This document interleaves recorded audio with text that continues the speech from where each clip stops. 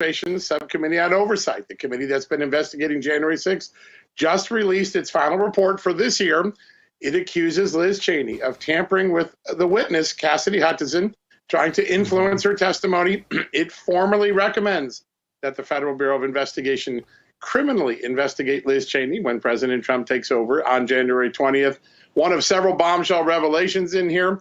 The report also says that Jack Smith colluded with the January 6th committee, but that some of the evidence has not yet been turned over to Congress. They're demanding that that evidence be turned over, something that might happen when the new administration takes over.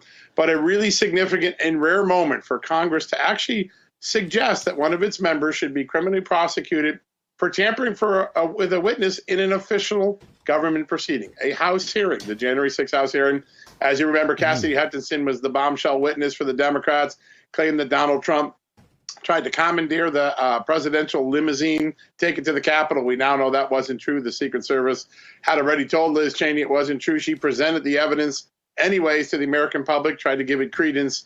There's some other testimony where Cassidy Hutchinson talks about a document she claims she wrote it. She didn't. Someone else wrote it.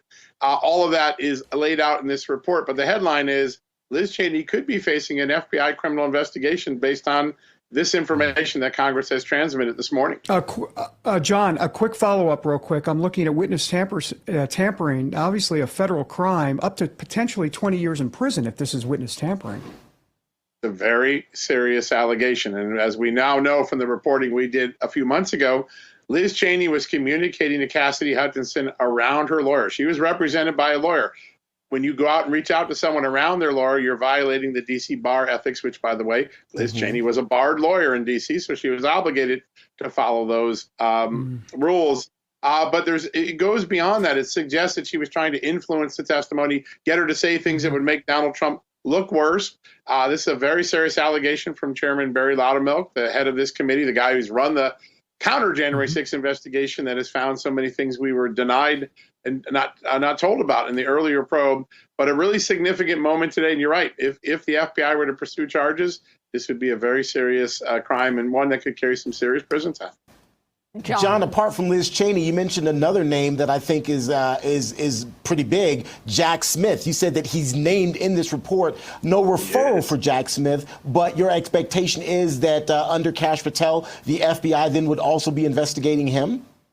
There is some evidence that Congress is trying to get its hands on that suggests that Jack Smith was colluding and working with the Democrats to take down Donald Trump.